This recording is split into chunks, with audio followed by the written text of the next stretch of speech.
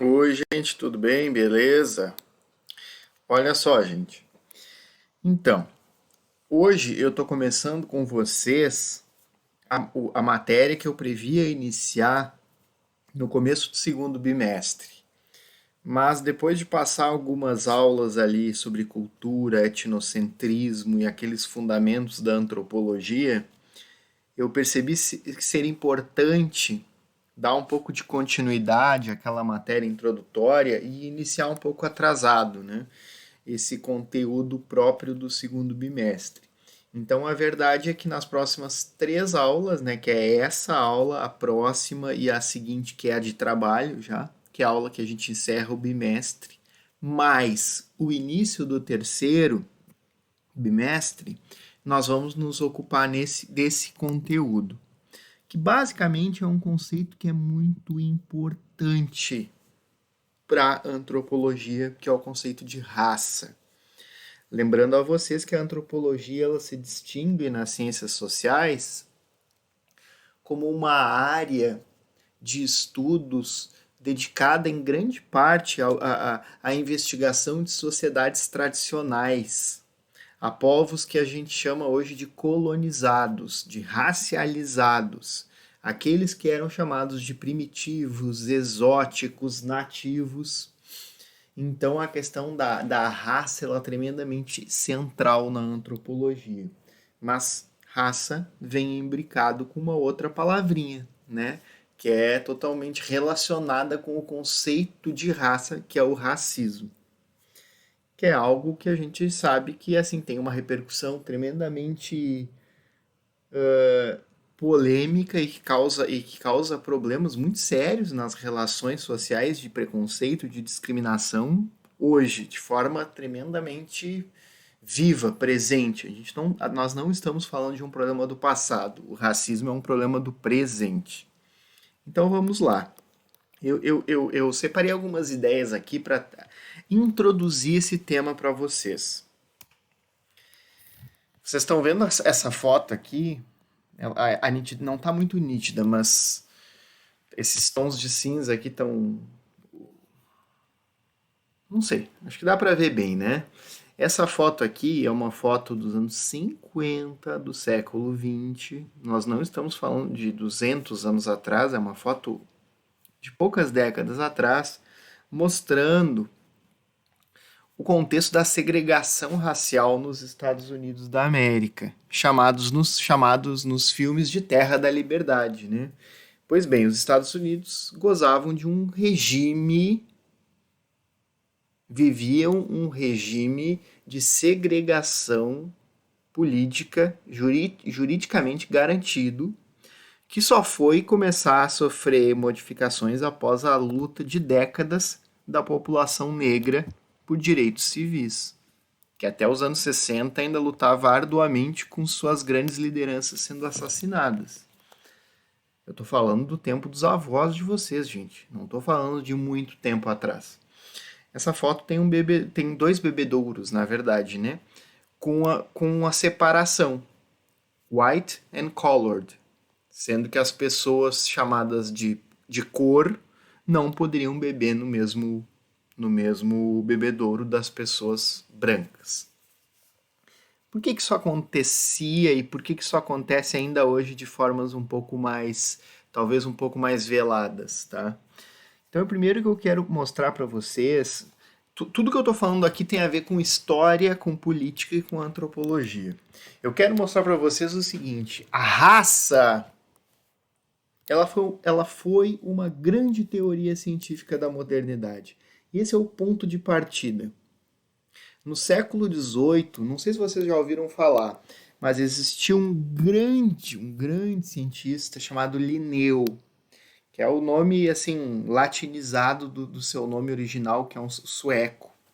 Linneu foi o pai da taxonomia, tá? Foi o cara que tentou que fez assim até aquele momento a mais importante classificação científica das espécies.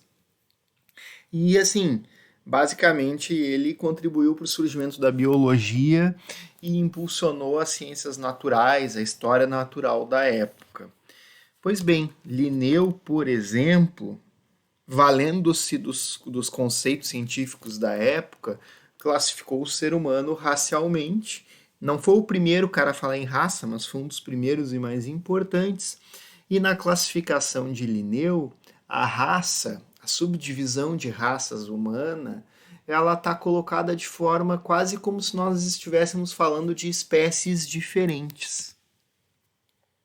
Então é importante que se diga que a teoria política, a teoria científica da raça, ela foi hegemônica no pensamento europeu, pelo menos de fins do século XVIII até o início do século XX. E, para ser bem honesto, a teoria científica da raça ainda gozou de certo prestígio até o fim da Segunda Guerra Mundial.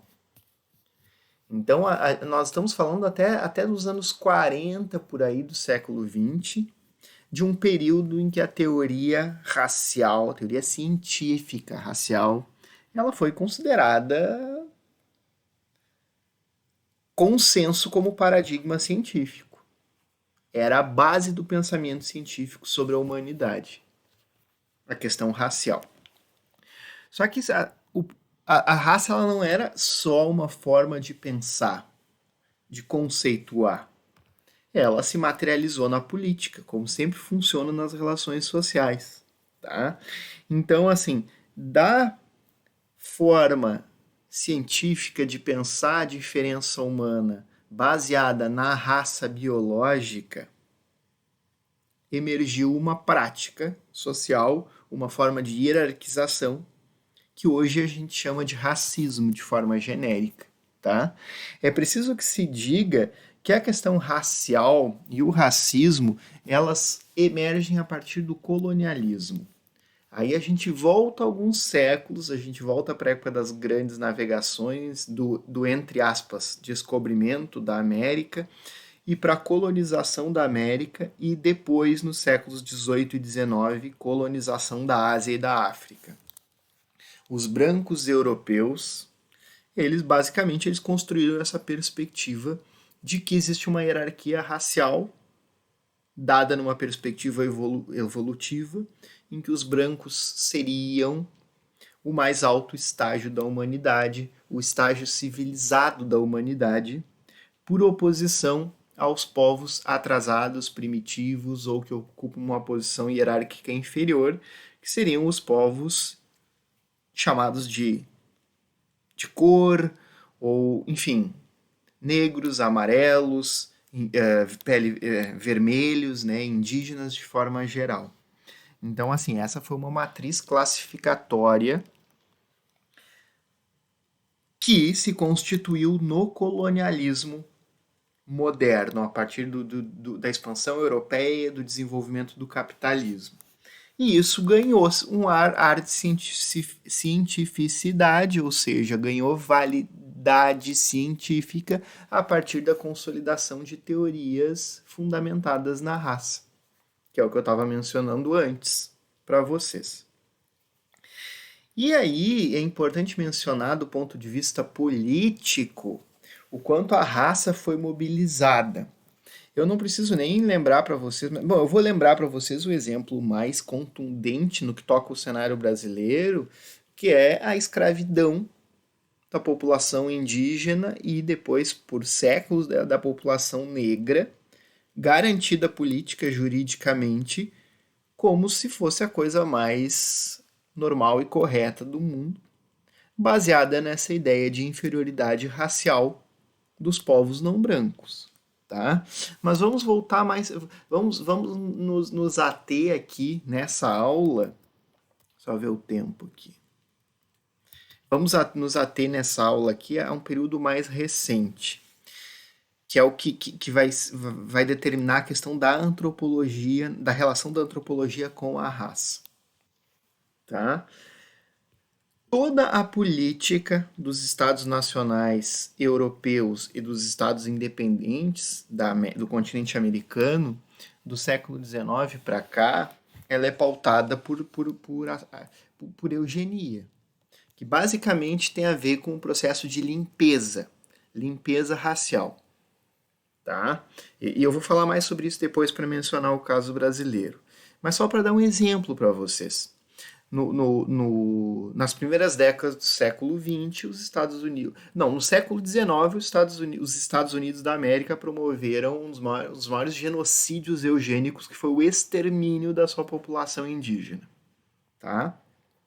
No século XX, embora esse genocídio já tivesse diminuído bastante, a ciência vigente e as leis vigentes eram eugênicas, no sentido de que os Estados Unidos promoveram uma série de barbáries, como, por exemplo, esterilização de mulheres negras, além, obviamente, isso eu estou falando de política oficial, de Estado, além das próprias atitudes da população branca, como o assassinato, o linchamento de pessoas negras. Tá? Por que eu estou mencionando o exemplo dos Estados Unidos? Porque quando hoje a gente pensa nos Estados Unidos como um país de liberdade, um país multirracial, a gente tende a esquecer, suavizar esse passado racista e focar só no exemplo da Alemanha. Mas, na verdade, a Alemanha, ela simplesmente radicalizou um pouco, vamos dizer assim, aquilo que de certa forma era padrão na época, que era hegemônico. A Alemanha de Hitler, a partir de um governo mais autoritário e num contexto de guerra, colocou em prática com uma máquina de guerra e uma máquina estatal, de Estado e tecnológica muito poderosa, colocou uma política de eugenia em prática. A partir do princípio que a gente sabe que determinava o nazismo, que é a noção de superioridade racial do povo germânico.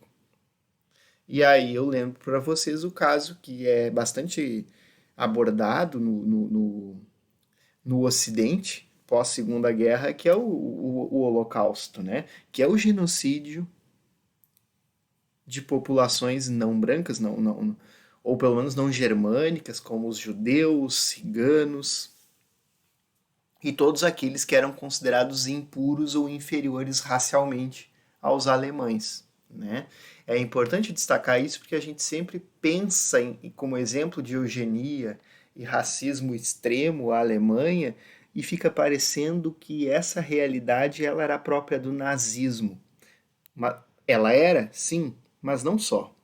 Ela era uma política recorrente dos estados nacionais brancos no século XIX e começo do século XX. Inclusive, nós tivemos outros genocídios fundamentados na raça, né? Como esse que eu mencionei, por exemplo, dos Estados Unidos em relação às suas populações indígenas, ou os muitos genocídios na África e na Índia sobre povos colonizados. Tá? E aí eu encerro este slide mostrando para vocês o seguinte, que a antropologia, de certa forma, ela foi pioneira nas ciências humanas no sentido de romper precocemente com essa hegemonia científica da teoria da raça.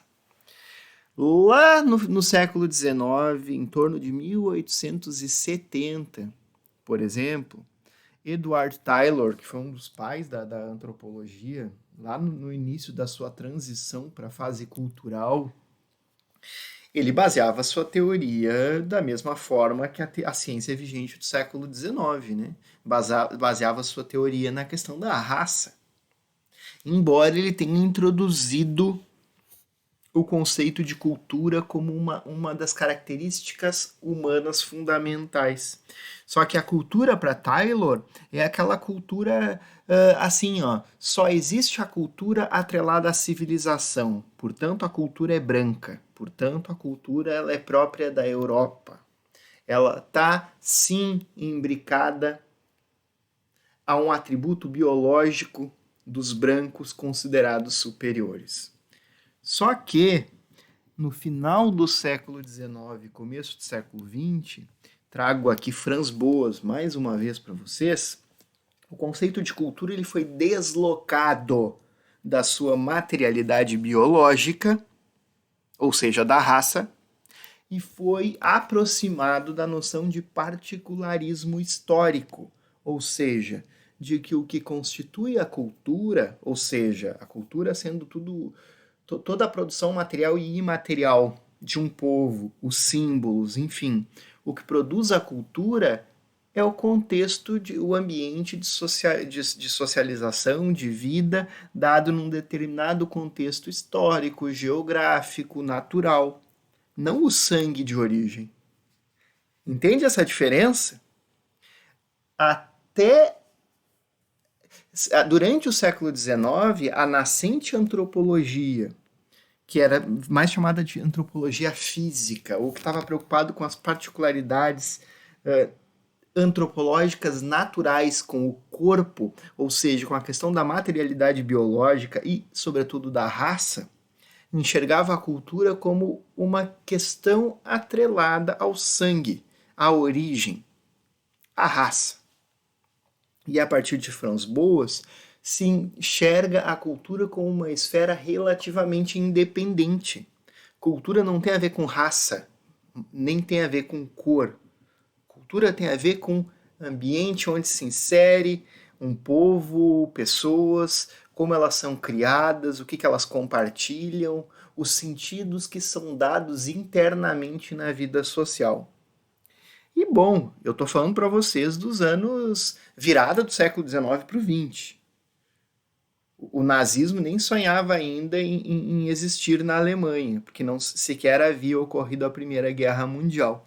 Então a antropologia ela foi pioneira, a partir de Franz Boas e depois outros autores, no sentido de romper com a hegemonia da teoria científica racial. E depois da Segunda Guerra, então, nem se fala, porque daí foi a vez das demais ciências romperem com a teoria da raça. E aí, qual é o grande substituto do conceito de raça na antropologia, mas nas ciências de forma geral? É o conceito de etnia. Por quê? Porque raça ele está ligado à biologia. Raça é um conceito preso ao corpo biológico. E etnia tem a ver com uma natureza social, histórica, cultural. É mais ou menos um conceito de identidade por aproximação, por compartilhamento de códigos de língua, de religião, enfim. Mas ele não tem essa objetividade no sangue e na cor, em última análise, na raça das pessoas. Não, etnia não é bem assim, não. Etnia é um conceito sócio-histórico. Antes de passar para o próximo slide, eu vou responder uma pergunta que surge como pegadinha. Professor, se raça não é um conceito cientificamente válido, por que nós falamos em racismo? Não está errado falar em racismo, já que raça não é um conceito correto? Pelo menos teria que ser muito reacionário ou muito desinformado e sem nenhuma base científica para considerar raça, o conceito de raça, como um conceito determinante das relações humanas ou que determine os atributos do ser humano, cientificamente. Tá, mas então por que falar em racismo? Por uma questão que há uma pegadinha nisso que eu estou falando. Raça como teoria científica que foi hegemônica na modernidade ocidental europeia não é um conceito mais válido. Na verdade, nunca foi válido, né? Mas enfim, durante muito tempo foi considerado. Agora, o racismo é uma realidade política. O racismo é um tipo de preconceito, de opressão, de hierarquização humana, politicamente construído, baseado numa validação do conceito de raça nas relações sociais. Então, assim, racismo existe? Claro que existe. São coisas diferentes. Uma coisa é mostrar para vocês que o conceito de raça, o conceito científico, ele não é justificável. Daí a dizer que não há racismo, que não se deve falar em racismo, são outros 500. O racismo é um tipo de realidade, de opressão histórica, de estrutura das relações sociais fundado no conceito de raça. Ainda que a raça, sei lá, que a raça seja uma realidade cientificamente arcaica. É que nem, vamos dar um exemplo muito bizarro, vamos falar em religiões. E a gente parte de um princípio que eu não posso justificar cientificamente a existência de Deus. Agora, explicar cientificamente ou não Deus não significa que as religiões não existam e todos os seus efeitos na vida social, entende? A religião como, enfim, como uma forma de, de, de, de instituição social que faz com que as pessoas, enfim, regulam uma série de práticas, desde o parentesco, o casamento, a moral, baseada na crença em algum tipo de divindade. Não importa se ela existe ou não, a religião existe e ela sim tem efeitos na vida social. Agora eu vou para o próximo slide. Eu vou cuidar que essa aula está ficando grande. E aqui eu quero falar um pouco do caso brasileiro para vocês. Tá? Pensem vocês que o Brasil é um país que em 1822 tornou-se independente oficialmente de Portugal, né? Mas quem assumiu o poder foi foi a família real portuguesa, os seus descendentes. O Brasil se tornou um império escravista em pleno contexto de crescimento da Revolução Industrial na Europa. Escravista cuja mão de obra era negra. O Brasil seguiu sendo, como é até hoje, um país mesclado do ponto de vista racial, com maior parte da população até hoje não branca. Só que a gente está falando de um contexto histórico onde a teoria racial ela é hegemônica. Então, é importante notar que desde o século XIX, pelo menos, eu estou pegando o contexto do Brasil independente, a mestiçagem foi considerada um problema no Brasil. Um problema mesmo, tá? Eu vou dar um exemplo para vocês aqui, separei até alguns itens para comentar, que existiu um político, na verdade era diplomata e, sobretudo, um teórico da raça, uma espécie de filósofo da raça chamado Gobineau, Arthur de Gobineau, ou Conde de Gobineau, um francês, que foi diplomata, que trabalhou um tempo no Brasil, que era conselheiro pessoal de Dom Pedro II. Gobineau ele dizia, olha, o Brasil é um país com muitos recursos, um país assim que poderia ser grande, mas que ele está fadado ao fracasso, né? O Brasil sempre será um país sem futuro por conta da mestiçagem. E Dom Pedro II levava isso muito a sério. Não só porque ele fosse um racista no sentido de, como ele era, de incentivar a escravidão. E ele era, obviamente, ele era um monarca arcaico. Por mais que para os parâmetros da época Dom Pedro II tivesse algumas ideias até bem avançadas, ele era um monarca representante do antigo regime que no Brasil era fundado na escravidão. Mas mais do que isso, ele realmente acreditava nessas coisas, né? Ele realmente tinha por princípio que o Brasil ele estava mal fadado no sentido de que esse país não tem jeito, né? É um país mestiço. Então o Brasil empreendeu uma série de políticas de branqueamento, principalmente nas regiões sul e sudeste do Brasil. O que explica o fato de até hoje a gente ter as chamadas colônias, né? Italianas, alemãs e de outros povos com um número um pouco menor de imigrantes. Claro que, por exemplo, a participação do Brasil na Guerra do Paraguai, acabou sendo um grande incentivador do que depois veio a culminar na abolição da escravatura. Mas a ideia do Império Brasileiro não era essa. Era manter enquanto fosse possível a escravidão e ir branqueando a população. Mas eu quero pegar principalmente o exemplo pós-proclamação da República, porque dizer que o Império enxergava o país dessa forma é meio óbvio, né? Mesmo após a proclamação da República, esse viés racial da política brasileira seguiu hegemônico. E a gente teve uma série de campanhas da década de 1880 até os anos 30 de imigração, já no período republicano, inclusive quando o Brasil começou seus primeiros esforços de de industrialização, entre fins do século XIX e as primeiras décadas do século XX.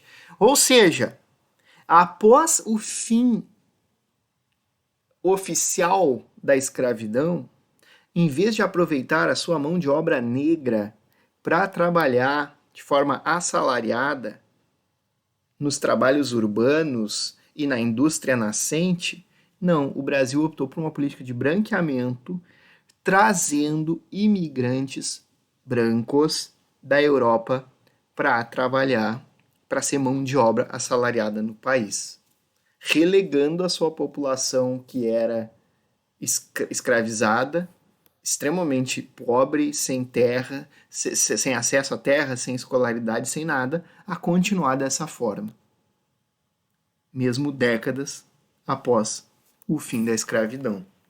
Então a questão da mestiçagem ela era considerada uma espécie de deformidade do Brasil, e a população não branca era considerada um inconveniente, um problema muito sério. Claro que o Brasil optou pela solução mais branda de ir branqueando a população aos poucos, mas não dá para esquecer que houve sim no Brasil um grande genocídio, né? Porque a escravidão negra ela foi um genocídio, com assassinato e a morte, seja por assassinato direto ou por maus tratos de milhões de pessoas negras escravizadas e também de indígenas. Da mesma forma que a antropologia com Franz Boas teve essa mudança que eu mencionei ali do conceito de cultura como particularismo histórico, o Brasil teve na figura de Gilberto Freire o seu grande florescer teórico para pensar a raça. Gilberto Freire foi um pernambucano que no começo do século XX, na década de 20, se eu não me engano, ele foi para os Estados Unidos estudar e foi nada mais nada menos do que orientado por Franz Boas, um dos pais da antropologia, ou pelo menos do conceito antropológico de cultura, tal como ele é concebido hoje. E Gilberto Freire, ao voltar para o Brasil, ou melhor, ele não tinha voltado do Brasil ainda, quando ele começou a escrever o livro, mas enfim. Ele publicou no Brasil um dos livros mais importantes, talvez do século XX, o mais importante, para pensar a questão da raça, que é o Casagrande e Senzala. Inclusive, os termos que dão nome a esse livro, eles são usados como metáfora até hoje, né? Quando a gente diz assim, a Casa Branca não suporta quando a senzala invade a universidade. É uma forma de, por metáfora, referir-se aos brancos colonizadores e aos negros que eram escravizados, né? Porque, claro, a Casa Grande ela é aquela grande estrutura da família branca colonial e a senzala, o espaço onde eram presos, né, a população escravizada. O que o Gilberto Freire ele faz de diferente nesse livro, que é o que importa para essa aula? Ele tenta mostrar a partir de um viés culturalista, um viés influenciado em Franz Boas, o quanto o Brasil, na verdade, ele não é assim um país de uma minoria branca com um grande inconveniente que são as suas populações mestiças. Não. Porque era isso que a ciência nascente no Brasil dizia até então. E era isso que os estrangeiros diziam do Brasil, os europeus, como que eu falei do Gobineau agora há pouco. O Brasil é sei lá, é uma pequena elite branca que tem esse grande estorvo, que são essas populações negras e mestiças que, sei lá, que tornam o país mais atrasado. Gilberto Freire vai dizer que não. Isso é tudo equivocado. Na verdade, o Brasil ele é a exata fusão dessas populações. E o Brasil é, justamente na sua beleza, na sua força, na sua peculiaridade, ele é a mistura, ele é a própria mestiçagem em si. Pensando no conceito boasiano de cultura, isso significa dizer o quê? Que Gilberto Freire ele mostra o seguinte: aquilo que os negros faziam, acreditavam, as práticas, as crenças, enfim, todo tipo de atributo cultural que eles trouxeram para o Brasil e que eles foram transformando e ressignificando, fazia sim parte da cultura brasileira. Da mesma forma que os portugueses e que os indígenas. Tudo isso se misturou no Brasil e constituiu a cultura brasileira. Foi isso que Gilberto Freire falou. Isso parece muito revolucionário. Aliás, isso parece muito óbvio, né?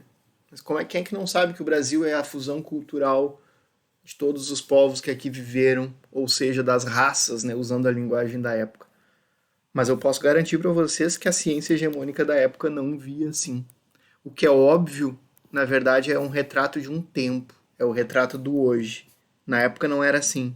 E não era nem óbvio. Porque se pensava que cultura era o que vinha da Europa. O que os negros faziam e os índios faziam era pura degeneração e não contava. Para quem não contava? Para os brancos. Mas quem tinha o poder? Quem tinha terras? Quem controlava a política? Quem fazia a ciência? Eram os brancos europeus. Então, o que hoje para nós é óbvio é resultado de muita transformação científica e, sobretudo, política. Aí o Gilberto Freire, só para dar um exemplo, pouco tempo antes do Gilberto Freire, a gente tem um grande livro, tremendamente importante, que é Os Sertões de Euclides da Cunha, que é um dos principais livros para entender o Brasil, é Os Sertões de Euclides da Cunha. Mas Os Sertões ele reproduz todo o racismo científico da época, como se fosse essa a realidade. Tu vai ler hoje Os Sertões e pensa, nossa, sério isso? Sério que esse cara falava esses absurdos? Monteiro Lobato, por exemplo, fazia literatura que era até por muito tempo tratada como literatura infantil, racista. Racista. E eles estavam, de alguma forma, reproduzindo os valores hegemônicos na época.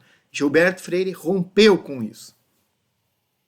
Então, nesse ponto, ele foi um grande marco da ciência brasileira, sobretudo da antropologia, da história, que foi repensar as relações raciais a partir do culturalismo de inspiração boasiana. E aí eu vou para o último tópico, porque teve um efeito colateral ruim, na verdade, do pensamento de Gilberto Freire, que foi romantizar demais a relação das raças também no Brasil. A coisa da fábula das três raças.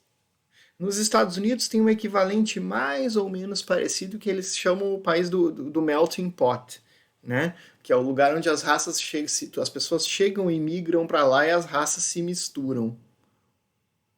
Melting pot, né? Como se tu fosse derreter tudo e misturar e formar uma outra coisa homogênea, enfim, mestiça. No Brasil, essa ideia que se estabeleceu a partir do Gilberto Freire, lembrando que o livro é de 1933, e a década de 30 no Brasil é uma década muito importante porque é a era Vargas. Ou seja, nos anos 30, o Brasil tem uma ruptura com a República Velha, com as oligarquias cafeeiras, com as oligarquias agrárias que mandaram no país desde a proclamação da República. Com Vargas a gente tem uma ruptura aí. E Vargas está preocupado com a criação da unidade nacional. Mas aí entra o problema da raça novamente. Por quê? Porque, deixa eu abrir aqui para mostrar para você. Tá. Porque o conceito de nação e os estados nacionais, ele está diretamente relacionado na Europa à raça. Né? Então, se tu imaginar os estados nacionais nascentes na Europa na modernidade, eles são geralmente, eles eram, né? Em grande parte racialmente homogêneos, com uma mesma língua, com uma mesma religião. O conceito de nação moderno, ele é isso, né? Ele associa um povo, ele cria uma identidade cultural a partir de atributos muito fortes da raça, mas também da cultura, né? Na época não se chamava dessa forma, mas hoje a gente chama como língua, religião. E o Estado Nacional, por sua vez, ele é a entidade política que encontra a sua unidade na unidade nacional. Então, como criar no Brasil um Estado Nacional forte, com uma identidade forte, identidade brasileira, se tu não tem nada parecido com uma homogeneidade racial. Nada parecido. Aí, a partir do Vargas, e aí a gente está falando do contexto que Gilberto Freire escreveu Casagrande e Senzala, né? O Brasil apostou em vender uma ideia para o seu povo e para o mundo, que é que o Brasil seria a terra da democracia racial. Que a fusão das raças dá o caráter da nação brasileira. Só que tu não pode fazer isso mostrando conflito, né? Como é que tu vai conseguir criar uma nação brasileira mostrando que as raças, elas exploram umas outras, que os brancos, eles escravizaram os negros e os indígenas, e a relação ela é tremendamente desigual e hierárquica. Tu não consegue construir nenhuma nação com sentimento de pertencimento, com sentimento de integração, falando a verdade. Então o Brasil empreendeu uma série de campanhas políticas de tentar mostrar, vender a ideia de que as raças no Brasil viviam de forma harmônica. É por isso que grandes símbolos da cultura negra foram incorporados à identidade nacional brasileira. Vocês sabiam, por exemplo, que o samba era proibido, que a capoeira era proibida? Que as pessoas que praticavam, enfim, práticas relacionadas com a cultura negra, como práticas na música, nas artes e a própria capoeira, e a religiosidade também, elas eram perseguidas e podiam ser presas, e aquilo ali não tinha uma chancela, nem mesmo uma validade perante o Estado brasileiro. Só que a partir dos anos 30, o Estado brasileiro decide empreender uma incorporação desses atributos culturais na identidade nacional brasileira e passar a vender a ideia do Brasil como esse país da democracia racial. O Brasil do país onde as pessoas se dão bem, as raças diferentes se dão bem. E eu vou dizer para vocês que esse mito, que hoje a gente chama de mito da democracia racial, ele foi bem sucedido por muito tempo. Eu era pequeno e isso ainda era meio que hegemônico na televisão. Os primeiros teóricos negros brasileiros que começaram a falar e ganhar um pouquinho de notoriedade nos anos 70, 80, 90 eram muito pouco ouvidos. E eu estou falando da academia, da universidade, do espaço onde se discute conhecimento. Não estou falando nem da televisão, aí não conta. Foi só a partir dos anos 2000, a partir de uma nova geração de intelectuais negros e intelectuais negras, feministas negras, de uma realidade mais recente. Eu estou falando até mesmo do período pós-ações afirmativas nas universidades, que começou a se discutir a sério e refutar a noção de democracia racial no Brasil. Então o que eu quero dizer é que o Gilberto Freire ele foi tremendamente importante no sentido de mostrar a validade das raças, de que a cultura brasileira ela é justamente a mistura, a fusão racial. Mas isso foi romantizado. Foi romantizado politicamente para criar um senso de unidade nacional. a ponto de começarem até mesmo a apagar o legado da escravidão ou mostrar que não, a escravidão já passou, não dá para comparar o Brasil com os Estados Unidos, por exemplo, aqui não tem racismo. E aí, nos anos 50, 60, 70 e 80 e 90, a gente via esse fenômeno curioso na televisão, né? Da identificação do Brasil com o samba, do Brasil com o carnaval. Isso faz parte da criação da ideia de democracia racial para constituir uma identidade nacional. E todo o reacionarismo relacionado com isso também tem a ver com a noção de raça, que é um pouco aquela coisa assim bairrista de gaúchos brancos que depreciam culturas negras como se não, isso é coisa brasileira, carnaval brasileiro eu não gosto, samba brasileiro eu não gosto. Porque o racismo de hoje em dia ele reatualiza, né? No século XIX e começo do século XX, os caras falavam sem problema nenhum, é porque isso é coisa de negro.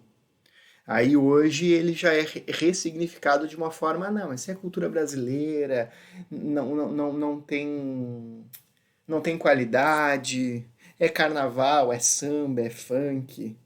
A gente gosta mesmo é de produtos culturais brancos, europeus, rock, enfim. Né? São atualizações dos reacionarismos na cultura, mas eu não vou entrar nesse tema com vocês agora.